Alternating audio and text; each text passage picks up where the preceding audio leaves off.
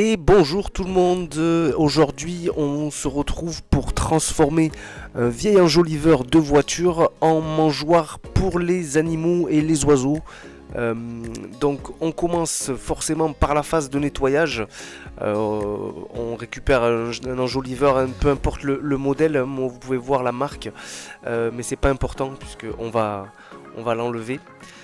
Voilà, donc on enlève toute la poussière et toute la saleté qui reste dessus, et on peut également décrocher le logo s'il est toujours au centre. Vous n'allez pas avoir besoin, et justement on va devoir percer le centre. Voilà, donc c'est fait, c'est retiré. Maintenant on récupère une bouteille. Alors moi j'ai une bouteille de 3 litres. Je vous invite à prendre ce format là plus particulièrement, mais ça peut marcher avec un autre format. On va percer le centre de notre enjoliveur, et la chose importante c'est que le trou doit faire la taille du goulot de la bouteille. Voilà, donc assurez-vous, si vous avez une bouteille un peu plus petite, de faire un trou plus petit. Voilà, je perce le centre de mon enjoliveur.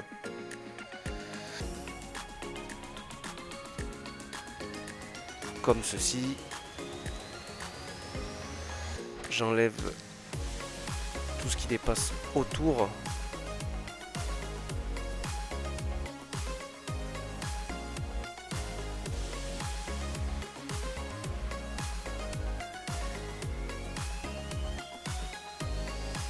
Hop, et notre enjoliveur est prêt. Et maintenant on va faire pareil pour le bouchon, hein. Vous voyez, on va venir percer le bouchon pour en avoir justement que les contours, et on enlève le centre.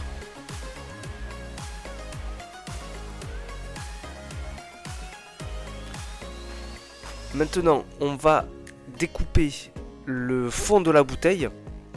Voilà, donc assurez-vous de faire un trait droit et de pouvoir faire votre découpe. Alors vous pouvez le faire au ciseau, hein. Moi pour le coup j'ai fait un peu le feignant et je le fais directement à la meuleuse. Voilà, vous découpez le fond de votre bouteille.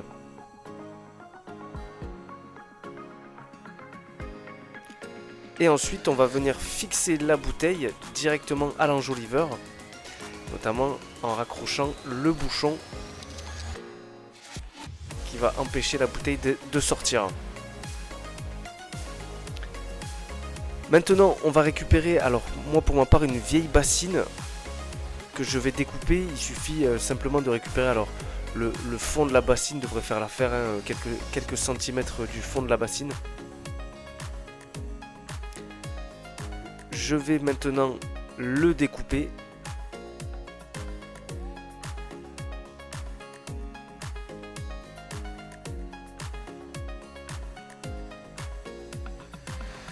Vous voyez, il fait à peine 5-6 cm de hauteur, hein.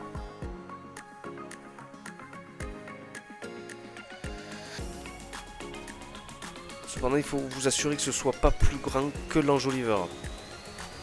Pourquoi? Eh bien parce que on va venir fixer au-dessus de l'enjoliveur sur ce fond de bassine.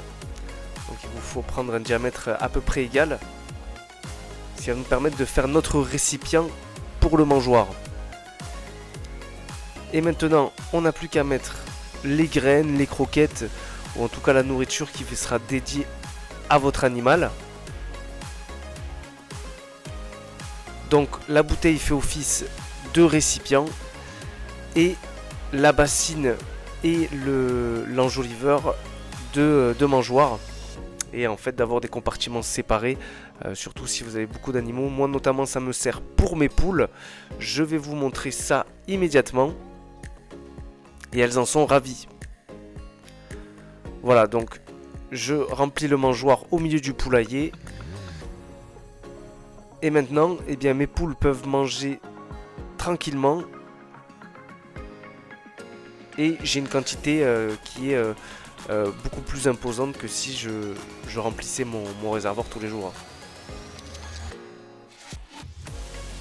Voilà, j'espère que cette astuce vous a plu. Si c'est le cas, n'hésitez pas à vous abonner et liker cette vidéo. Et pour ma part, je vous dis à très bientôt pour des astuces de fabrication et de recyclage.